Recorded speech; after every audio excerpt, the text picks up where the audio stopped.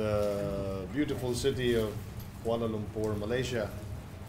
And this will be the first day of the President's bilateral meeting with the government of Malaysia. Of course, together with the delegation of the President. Kasama ko po dito ang Secretary ng Mindanao Development Authority, sa aking kanan si Dato Abul Alonto. At kasama ko rin po sa aking kaliwa, Secretary Mon Lopez ng Department of Trade and Industry. And ang pinaka magiting at siya po ay talagang ipinanganak para maging ambassador ng Malaysia. Dahil siya po ay si Ed Malaya. Kasama ko. I would also like to recognize the presence of our friends in the media of the Malacanang Press Corps who traveled all the way here to Malaysia to cover this event. And since live po tayo ngayon sa Facebook, kasama natin si Steve Dailisa ng GMA7, Elena Aben ng Manila Bulletin, si Doris Bigornia, ang mutya ng Malaysia ng ABS-CBN, Truly Asia. Si Nestor Corrales ng Inquirer.net, Alan Nawal ng PDI, Giovanni Nieles at si Edith Regalado ng Philippine Star, Chona Yu ng Radyo Inquirer, Sweden Velado ng ano ba ito? PTV. Parang PN, sabi ko parang bago na yung stasyon natin, PN4 na, PTV4. And of course si Alvin Baltasar ng Radyo ng Bayan. The trip of the President will be an exciting one for us since ang Malaysia po ay very instrumental sa peace talks between the Moro Islamic Liberation Front and the government of the Philippines. At bukod po doon ay meron po tayong mga magandang at mga posibleng investments na makukuha through the Department of Trade and Industry, Mindanao Development Authority. At bago ko po ibigay sa inyo si Secretary Mon Lopez, I'd like to give the floor to Ambassador Malaya for just a brief introduction of our interest here in Malaysia. Thank you very much, Secretary Andanar. We here at the Philippine Embassy and the Filipino community are truly excited to have the President visit Malaysia. We know that he could have visited another place, so we feel special that he is coming over here. To us, this is not just an opportunity to discuss political collaboration, address transnational crimes issues, but also to further enhance our economic engagement with Malaysia. As we had mentioned earlier to the Malaysian companies, they seem to be missing out the Philippines. And the fact of the matter is our country is growing at a faster clip than their own economy. We have a very big consumer market, 100 million compared to their only 30 million. So we told them that they should just be looking next door to the Philippines as their next preferred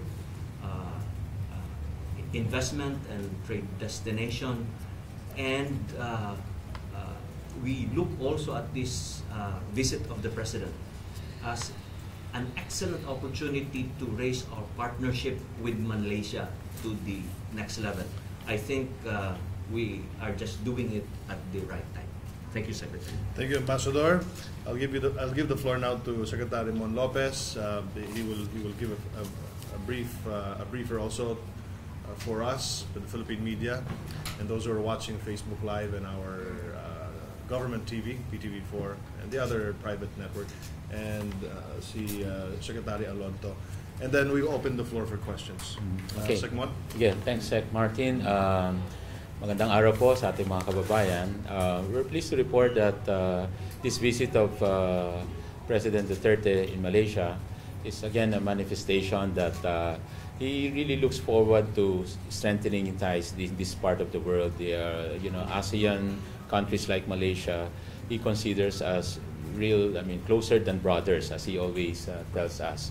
And it's because really of, siguro, from same historical roots, race, values, respect for those kinds of character that we have as ASEAN. And aside from the proximity, and therefore strengthening further the relationship we have on top of what we have in ASEAN. As you know, we are all part of ASEAN, and we have the ASEAN Economic Community already. But despite that bilateral cooperation, there are still a lot of room for improvement further. And we're talking really basically of ties in the areas of building further yung halal industry, and strengthening yung BIMP, similar to the ones we were doing with Brunei in our last visit in that country, as well as agribusiness joint undertakings, particularly in the areas of palm oil, natural rubber. There are initial discussions I had with the Minister of Trade of Malaysia earlier, prior to moving to the next meeting, which was our meeting with the Malaysia-Philippines Business Council, headed by their president, Dr. Azmil Tansri Azmil Khalib. And as you know, he is a president CEO of one of the largest infrastructure company and they have existing projects already in our country. We were joined by other members of the MPBC, as well as other Malaysian companies, business leaders, and we've had a roundtable discussion. Ang maganda dito, mga kababayan, nandun yung nakita natin the support, the commitment they have in doing more business with the Philippines. We cited a number earlier on the current investment, like an IPA, or Investment Promotion Agency approved investment, nasa mga $63 billion lang. Oh, sorry, $63 million. And as you know, Malaysia has billions of investments outside to the world. So we're only getting a few of that. And with this strengthening of ties, we expect more investments, more joint venture undertakings to take place with our Malaysian partners. I mentioned earlier that there were actually indications from the private sector that they are also entering into some MOUs. This is basically a private-to-private enterprise agreement, and they're talking of an infrastructure project. Unfortunately, I am not at liberty yet to give the details, but I think you have your sources also. So we let them give you the details. But nevertheless, it shows that these companies are willing to put a stake in the current administration in terms of supporting yung development goals, infrastructure, agribusiness. In agribusiness, there's a potential palm oil project wherein the harvest and the output will go back to Malaysia as exports and for further processing into palm oil. We're talking of plantation in the areas in Mindanao and Palawan. Initially, they're looking at 80,000, but at 80,000 hectares, but they're looking at 200 to 300 hectares down the road. FYI, we've identified close to 1 million hectares as a possible plantation project for palm oil, natural rubber in Mindanao and Palawan. But the President has also mentioned that we shall be definitely promoting these agribusiness projects. We will just have to prioritize siguro areas wherein we expect better harvest and of course more secured areas. no, in this part of our country. So investment potentials are there, agribusiness, I mentioned infrastructure, and then there's energy, there is technology as well, card system, mga ganong potential projects. But this visit is really more for government to government discussions, and of course trade and economic cooperation will be part of that, and therefore for now we're not really witnessing mga MOU signing. The project we mentioned are more of private to private enterprise that they are signing on their own. Not timing lang that we are here. But as soon as I am here now, I'm not witnessing also the signing that they're having. So we just I understand also that those are I think proposals, unsolicited proposals for now, and will be subjected to the usual processes in our infrastructure project development process. So beyond that, there will be talks later on. We expect talks on economic cooperation, trade cooperation, HRD development. We'll talk of halal, BIMP. Halal, just like in Brunei, as mentioned, strong ang Malaysia, and so best practices, also to maximize the halal industry, which is $2 trillion in the world, and yung BIMP, as mentioned, yung proximity. So these are areas for now that we are looking at, and there are non-economic discussions as well. No? Siguro, I'll end there. Thank you, Secretary Mon. Secretary Abulalonto, ano pong masabi natin, sir? Well, ito ginagawa natin ngayon, ang visible effect and pursuance of what was laid down before us in terms of the development programs that the President wants and the program is going. We are working on the establishment of the railway system, the high-speed railway system for Mindanao. And we are also calling out what we can have in the power sector Mindanao, additional 2,000 megawatt plant that could be mixed of coal and powered gas and diesel. And expanding the economic zones, which we term now as agro-industrial economic zones that we are presented to the President, and identifying the lands and the people that will be involved with the fisheries. What we are talking here is to have the small farmers being organized into a cooperative and managing the farm as it is being done by the big plantation owners efficiently, like a corporate plantation-owned farms. These are the things that we are going to do. Also in support of the rice program of the Department of Agriculture, that we can be self-sufficient in our rice production. And all of these are geared towards improving the lives, the quality of lives of our people. Because for the first time, it may be so naive for us, but I think it's high time now, as you have felt the enthusiasm of the people of Mindanao and the people of the BMP-Iaga areas, that now we have a Mindanao president who will be here, God willing, if more, for the next 6 years. If the Mindanao people fails to grab this opportunity, then forget it. I don't think they'll have it. But this is also in line with our support for the shifting to the adoption of the federal system of government, which we believe that could very well put a final closure to the Mindanao war, that makes war no longer an option in our search for freedom and justice, that it can be done. Peace with justice can be done under these administrations. These are the things that we are doing now, and these are the things that's being participated on. The BIMP-Iaga is on the forefront on this with the support of the Department of Trade and the other departments that we have, just like what you have seen now, the support extended by the good Ambassador Malaya.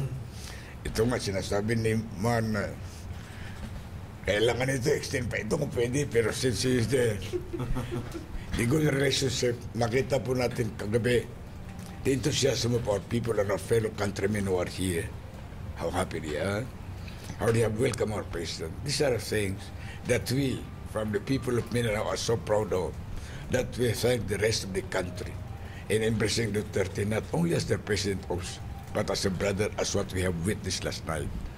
Ito po ang ginagawa ng BPA Miaga. We are trying, and then in fact, by November, this month, on the 26th and 27th, the leadership of the BIP IAGA will be turned over to the Philippines, the chairmanship of the BIP IAGA. And this is a divine intervention, I would say, because next year, early next year, the presidency of the ASEAN will be turned over to the Philippines, and it will be chaired by our good president.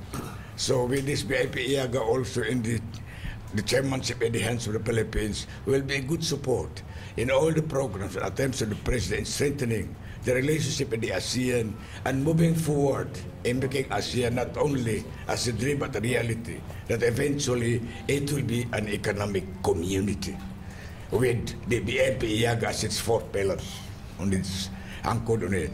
So ito po ang aming ginagawa. Maraming salamat po. So idagdag ko lang din as we met the business sector, no, yung kanina.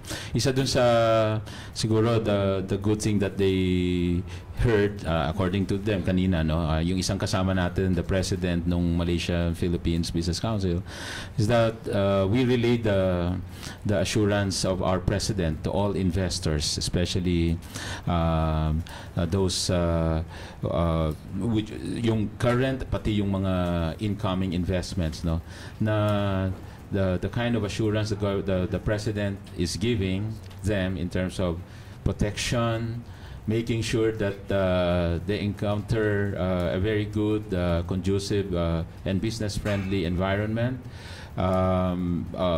assuring business and businessmen and investors that there will be no corruption, giving them assurance na no corruption, no extortion, and for the businessmen and investors to let him know if they are encountering difficulties. That kind of guarantee binibigay ni President, and I relayed it to the business sector. They felt so assured and more bullish. Sabi nga nila, yung iba kasi existing investors na, but hearing those commitment and further siguro yung assurance coming from the President, that increased their confidence really in enhancing their presence, making more expansion in the Philippines. They also realized as they are growing in Malaysia, if they want more growth, the Philippines is the next door neighbor wherein they can realize more growth to capitalize on a very large consumer market that we have. And ito, may business-friendly assurance pa in terms of environment ang ating Pangulo, na siyang nag-assure na ang investments nila ay protected, contracts are honored, we have stable macroeconomic policy, and in fact strengthening them, further streamlining government procedures. We've heard very good testimonials from some investors earlier on how they like doing business in the Philippines, especially now yung commitment pa na to further improve on the kind of environment that we have. So, yun lang yung feedback for now. Any questions? Oh, sir. If I may, I just would like to stress that the Philippines is very important to Malaysia now on the economic sphere. It may come as a surprise to our countrymen that the Philippines has invested more in Malaysia than the other way around. Sec Mon has mentioned the figure of Malaysian investments to the Philippines. Let me mention that in just one transaction alone, when Petron Corporation bought into the Malaysian oil industry, they invested $610 million US dollars. That's why they now have over 600 gasoline stations here and operate one oil refinery. So, in short, we are a bigger investor now in Malaysia than they in the Philippines. As Philippine ambassador, I'm so proud of that. It used to be the case that the investment flow was one way. Malaysian companies investing in the Philippines.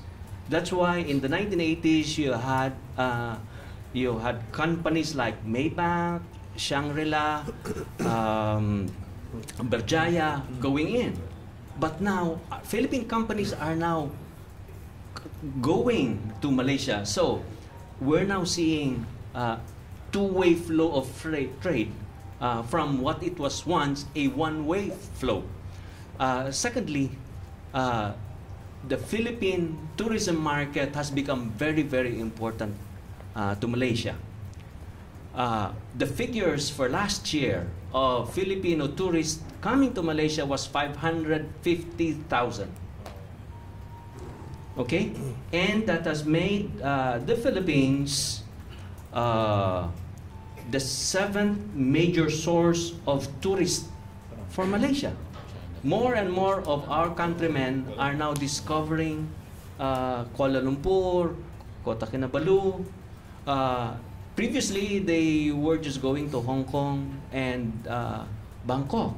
So, the Malaysian Tourism Department has invested so much in promoting Malaysian destinations in the Philippines. At the same time, I'm also very happy to note that more and more Malaysians are discovering the Philippines. The figure last year was something like 150,000 Malaysians visiting the Philippines. And this is due to the fact that there is now increased air connectivity between our two countries. There's Cebu Pacific, of course, flying from Manila to Kuala Lumpur, Air Asia as well. But in addition, Air Asia now flies not only to Boracay, and that route has become so popular for the young kids here, as well as from KL to Cebu. And it has become very, very attractive. And also there's now flights operated both by Cebu Pacific and Air Asia, Manila, Kota Kinabalu. So in both fields, investments and tourism, the Philippines figures so well and so high for Malaysia. And I think that is something that we as a country and people should be proud of. Thank you. Yes, yeah, Yeah, could I ask the first question? Mr. Ambassador, you were talking earlier about increasing investments of Filipino businessmen to Malaysia and Malaysians to Malaysia. So the question is, you have your year-round activities, consular missions to Sabah, monthly earning program. We know very well that cases of Filipinos being thrown into the sea there in Kampung a year in Kota Kinabalu because we don't have a consular service there. I think it is also a very important aspect in our relations because whether you like it or not, kawawa din yung mga countrymen natin na nandun sa Sabah. Every now and then they are mistreated and we do not have a consular service there. So how do you deal with this and how are they now? And there are how many boat trips between Malaysia and Sabah and the Tawi-Tawi and those things. This is also an economic activity, knowing these people do not earn that much. That's why they venture into Sabah, like that. So how are they now? What's the update? How many Filipinos do we have in that area now? We have approximately 500,000. So we have 500,000 Filipinos in the area. Undocumented or what? Documented and documented, okay? Because a lot of them have already become, long-time residents and become citizens, in fact, of Malaysia. And a priority of the embassy, of course, is taking care of them and looking after their consular and humanitarian requirements. That is why every month we deploy a consular mission composed of 7 people staying there 2 weeks at a time and going around Sabah.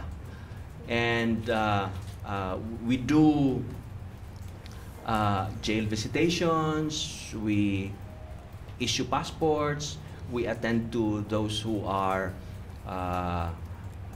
sick, those who are facing charges. So this is a very, very high priority for the Philippine Embassy, and we often would in fact send people just to, 1 or 2, just to take care of certain individuals. In addition to that, in recent years, we have implemented an alternative learning program for our Filipino children.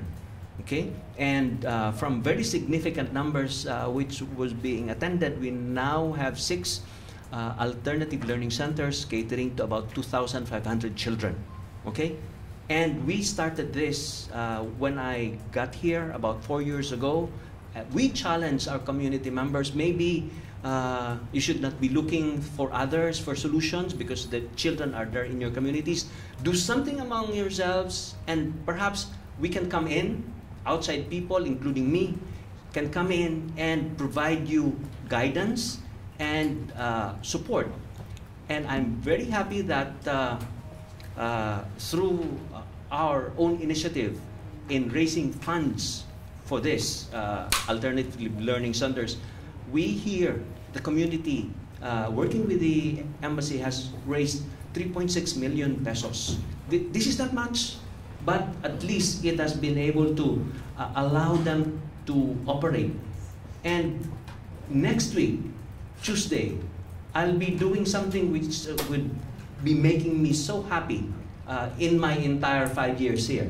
I will be attending the first ever graduation of children having finished 4 years of alternative education at the Stairways to Hope Learning Center, which started only 4 years ago. So that is something, a poignant moment for me, and I'm making sure that I'll be there for the children. Where is that? In Kota Kinabalu. So it's in Kota Kinabalu? Yes.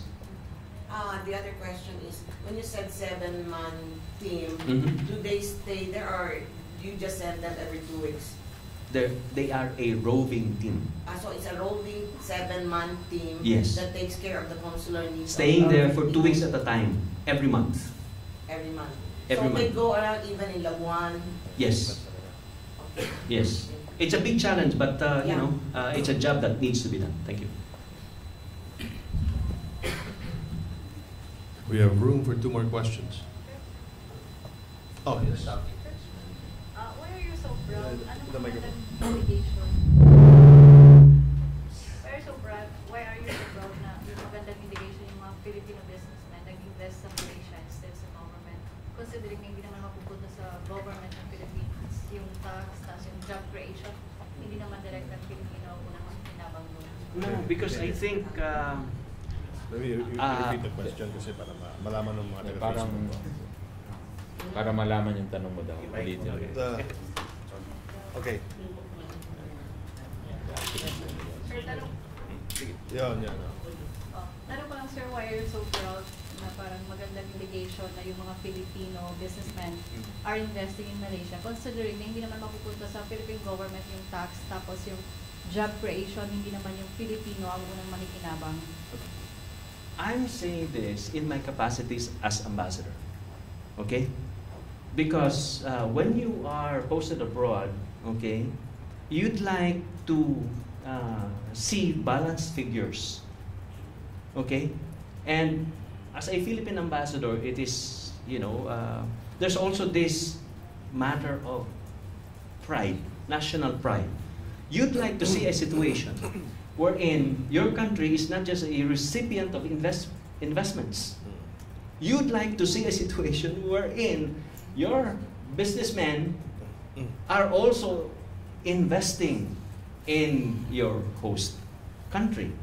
And I think it is about time, in as much as the Philippine economy is growing, our business community is now more robust, okay, that in fact they should go regional, because there are lots of opportunities around the region. And I think some of them have gone global as well. That's why there are now Philippine companies acquiring assets in Spain and in UK, in Australia. And I think that's good because trade, investments, it's a win-win proposition. This is a globalized world nowadays. Thank you. I hope that answers your question. Can I add to that? It is part and parcel of the ASEAN integration and the ASEAN the centrality in ASEAN.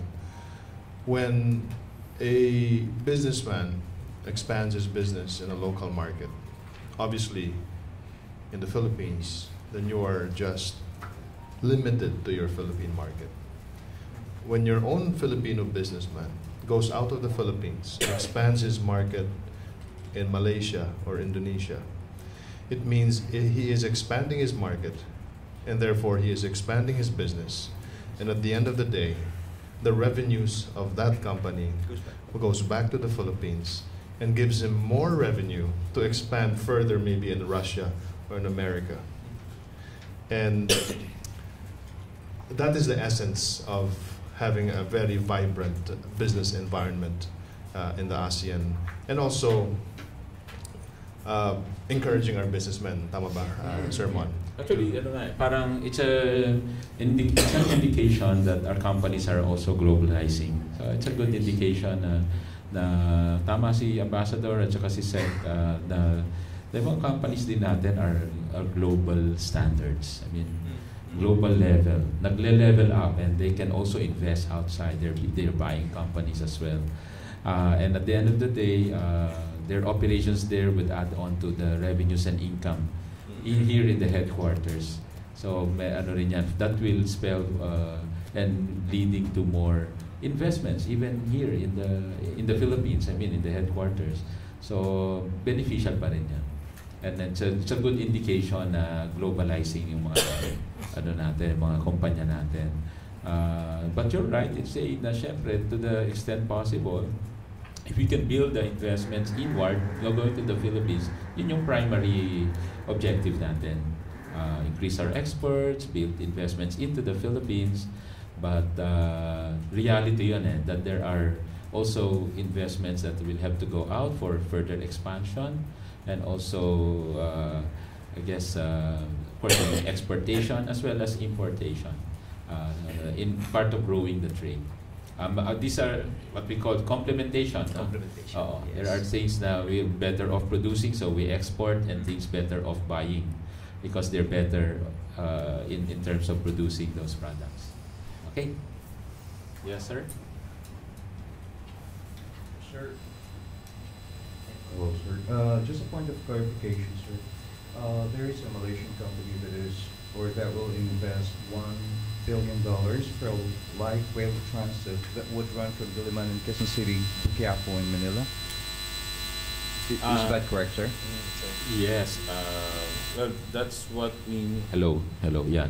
So that's the private to private agreement or MOUs that's going to be signed, or that must have been signed in another place right now. That's the disclosure of those companies now, so not from us, but obviously if that comes into fruition, then we would welcome that. But as from the way we understood it, it's just an unsolicited proposal for now, although it's aligned with the projects that the DOTR would like to have, non-Department of Transport would like to have. So it will have to go through the process pa. No? What is its Philippine counterpart, sir? You get the disclosure from that company. I'm sorry, we're not authorized kasi to give the disclosure. I think you have it there na. Kasi kung nakuha nyo na yung company dito, dapat nakuha nyo na yung company sa Philippines. Yeah, it's just there. You can have it later. But don't have any idea kailan sila magsisimula? Kung napirmahan na? Hindi, MOU pa lang yun. Ibig sabihin, apparently may study na daw. And then, so, yung proseso na sa Department of Transportation ang magsisimula nun, the Swiss Challenge, and all, yung procedure na yung baka may iba pang interesado dun sa project na yon, no? Dun sa particular line na yun na sinabi mo, no? So, i-open up pa yon. So how long have we been trade partners with Malaysia? Oh, how long? Tagal. Well, tagal na. Historically, kasi nga, the barter and pre-colonial, yeah. BIMP, kaya nga may BIMP, di ba? Kasi wala pang mga nasyon noon. So bakit po tayo lang ngayon nagsasabi na it's about time, na i-improve? So all through these years, lugi tayo? Hindi naman. Parang ngayon, parang may siguro consciousness to revive the BIMP. Actually, this BIMP strategy is, yun nga, it's an effort lang to revive what has been there all along. But we're now parang adding more support to it, encouraging more flights, more sea freight, sea transport, movement of people, doon sa mga ports na magkakalapit, alam mo, sa Mindanao at Brunei at Malaysia, Indonesia. So, nandun na yun noon, pero parang binibigyan lang ng focus in terms of, sige, let's improve the ports in these parts of the country. Kasi di ba nakwento natin last time na yung mga areas na magkakalapit are areas outside the capital or far from the capital. Oo. So parang back routes, no? Or back seaports, sea lanes. So kailangan ng extra support lang pag ganon. And by proximity, napapalapit mo yung bawat isa at ma-encourage mo yung flow of goods and the people, tourists, no? Yeah. So, hindi mo siya nasabi lugi. Parang siguro missed opportunities. Well, basically, hindi naman lugi.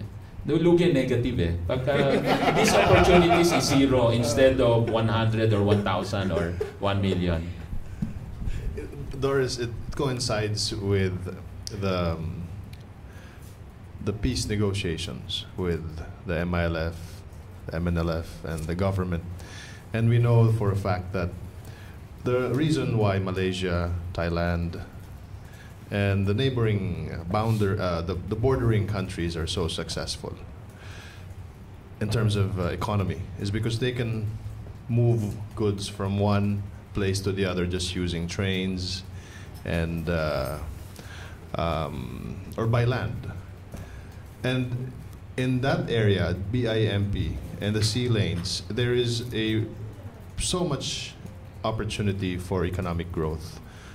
Because, for example, Malaysia, Kota Kinabalu is just a stone's throw away from the Philippines. And imagine if we have a peaceful sea lane in that area, and you have a very robust roll-on and roll-off sea trading, and even air and tourism coming from Malaysia to the Philippines. Imagine the tourists coming in from Thailand, they cross the border, they go to Malaysia, and then from Malaysia, for one reason or another, they say, why don't I go to the Philippines? It's just a few minutes away. And it will only happen if it's a peaceful area, if there's no piracy, there's no kidnapping, etc. And the fact that our president is from Mindanao, he truly appreciates the possibilities and the opportunities of the BIMP area. Hello. Following up on the transport system for Mindanao, a lot of people are hoping that it would really come true, but a lot of people are also pessimistic that it might not happen in this administration. Insofar as the Mindanao Development Council is, or the Mindanao Development Authority is concerned, do we have a timetable, sir, on the putting up of this Mindanao railway system? Yeah, the commitment of the president is there, and we have determination to do it. When? We don't even have to wait for the next administration. We will start in this administration, hopefully. In fact, we are just trying to iron out things that we done, the arrangements we entered into. Remember the costing, but as well as what we have told those people who doubt as to whether we will have it or not, because it's too expensive. You cannot quantify a project where the beneficiary will be the entire country. We are building a nation here. We are trying to dismantle that great divide that have actually isolated the rest of the people in Mindanao. We are dismantling that. But the railway system, a high-speed system that we can put down there, will immediately help in dismantling this colonial business of the colonial past that we can have. Hopefully, with the railway system, we can have a Mindanao home where everybody can call it his home, because if he will be sleeping in Davao for a visit or a business, he can go back to his town and he can pass by Cagayan de Oro for a coffee, drop by in Bukidnon, and he will still be back in Zamboanga to be with his family. These are things that we do not only enjoy, envision it, that it will provide comfort and an efficient public transport. No, it will also strengthen that nationhood that we are trying to recover and restore. So how soon will this be happening, sir? 2017, 2018, 2019? There was some planners who said that it can be done in 17 years. I said 17 years, that is too long. This administration will only last, hopefully, will be around for the next 6 years. But what we wanted is that in our lifetime, we can see this thing moving, bringing goods and food and bringing people from the other end of Mindanao to the western, to the southern part. These are things that it can be done. Why wait? If you are going to do it piece by piece, why not do it just part of it will be done by this construction company, the other part, the other construction company. In short, it can be done simultaneously, so not piece by piece, that 1917, forget it. So in your projection, on the part of the Minda, in your projection, how soon will this be happening, sir? Look, this means that you are thinking of raising that issue of funding. China offered the hope. We are also trying to find out what we can do with the Sukuk fund coming from Islamic financial institutions, where more than $1 trillion a year is moving around to be loaned to other countries who are interested. These are things that can be done and diligently with the department, through the Department of Finance backing us up here. The BPIAGA can do it, and of course with the NADA. And these things we will do it. Look, we are now looking at the halal food industry. The halal food industry, much as when you say halal, it's Muslim. No. The halal food is also a non-Muslim industry, where actually it is a 1 trillion industry that goes around the world. And it is yearly. And if we can bring in also the participation of the Philippines in this halal industry, then it will benefit the country. That means all what you need here is to be certified as a Sharia compliance corporation or companies, and then within India is spearheading this, establish the authenticity of our halal certification process, where just like Denmark, an Arab will never question that halal food is coming from Denmark, because Denmark have established that that identity. They are really doing their job as far as halal food is concerned. These are things that can be done. And this railway system, back again, I'm telling you, we can do it. God willing, with the intervention of the President, Malaysia. We're okay. Clarification lang with yung sa Quiapo and Diliman railway project, Sir Secretary Lopez. Sir, paano ba ang proseso doon? Diba, hindi mo ba siya PPP? Karamihan kasi MRT7, karamihan po doon build, operate, transfer, diba? Itong project nila, paano yung system? Private lang po ba yung direction natin? Alam ko doon PPP rin eh. Kaya nga sabi ko nga sa iyo, kaya hindi ko nire-represent 'yon or hindi ko pine-present ngayon. We have yet to review what is being proposed at the table. Kung ano man yung format noon.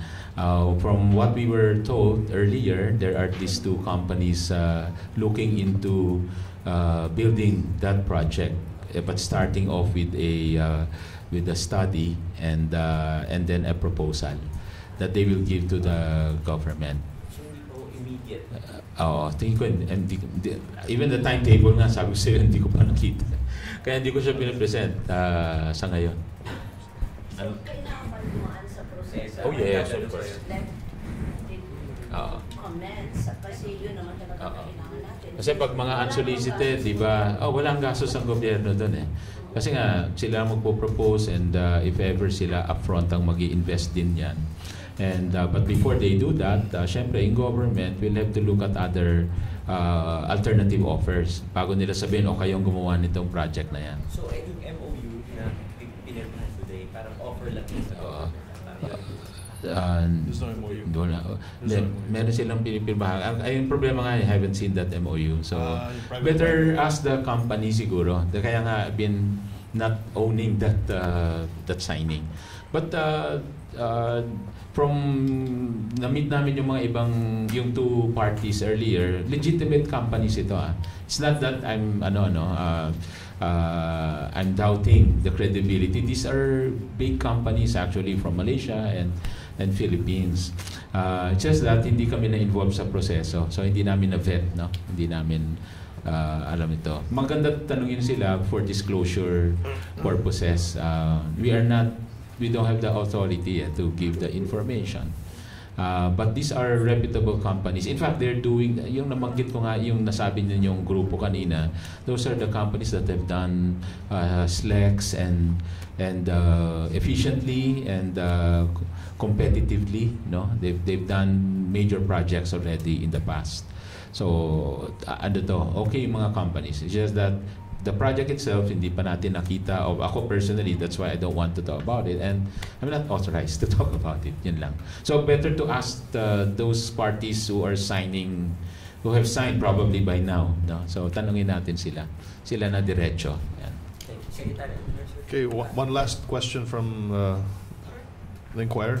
Yeah. Rajo. Any other issues, sir? Any statement dun sa investigation ng Senate ngayon on the death of Mayor Espinosa? Tapos yung family nila galit na galit sa government, sa PNP particularly, kasi they promised na they will protect Mayor Espinosa and yet he was killed. Before we give our reaction, let's wait for the investigation to finish within the day. And I must tell all of you that it is part of the democratic process of our country, wherein a senator can call for an investigation, and the Senate, as an independent body, it is their mandate to do that.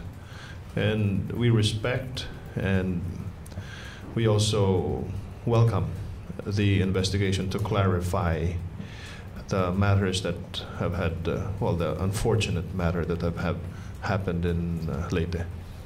Sir, yung Supreme Court mag-i-investigate na? Everyone's welcome to investigate. It's a free country.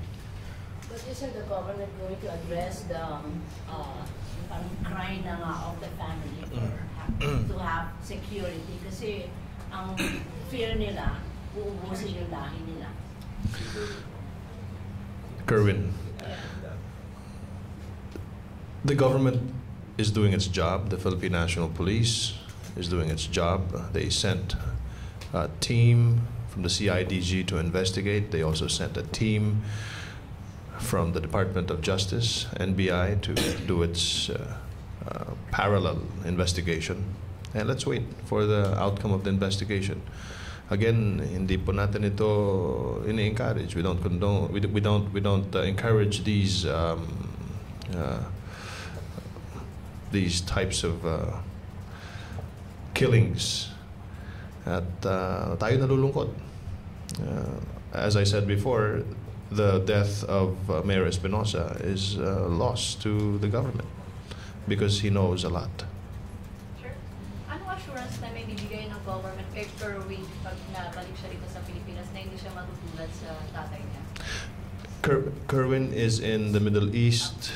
Nakakulong siya doon ngayon.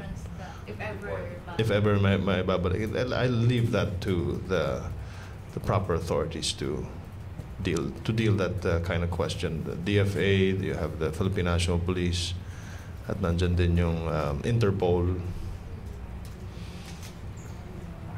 Secretary, ang PCO daw po in charge na dun sa pag-release ng mga preparations for the burial of former President Marcos. Ano naman preparations?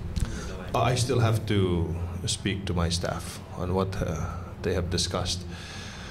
We all know that the decision just came a few days back, and we have to talk to the Marcos family. And I didn't even know that we were the ones in charge for the official.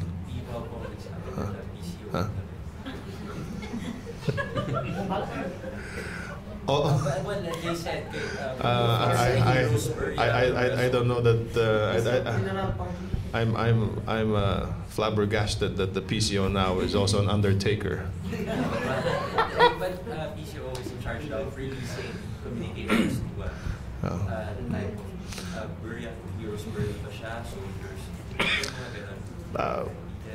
I'll talk to the PIVAO and clarify this matter. Because as far as I remember, our mandate, our work is to communicate what the president wants us to communicate. But I mean. But since decision daw po kasi ni Presidente. Is it PIVAO or the president? Yes, sir. Di ba si Presidente No, well, we will speak on behalf of the president. We will not speak on behalf of the Marcoses. So, nasan po si PNP Chief? PNP Chief, is he still here? I saw him last night here after the briefing. Siya yung hinahanap ng Espinosa family because he promised the family ng security. Kaya ngayon sinisingil siya ng mga Espinosa. Asan yung security? I'll ask the chief PNP. Yeah, I think when he was here last night during our briefing with the president, I'm sure he's just here somewhere. Pwede siyang ilabas? Pwede ba siya? Ano nga ba? Pwede ba siyang ilabas natin? Sige, we will contact him. Thank you. Okay, thank you so much. Thank you sa lahat na manonood sa Facebook. Mabuhay po kayo. Thank you. Thank you. Thank you, sir. Sabi niya.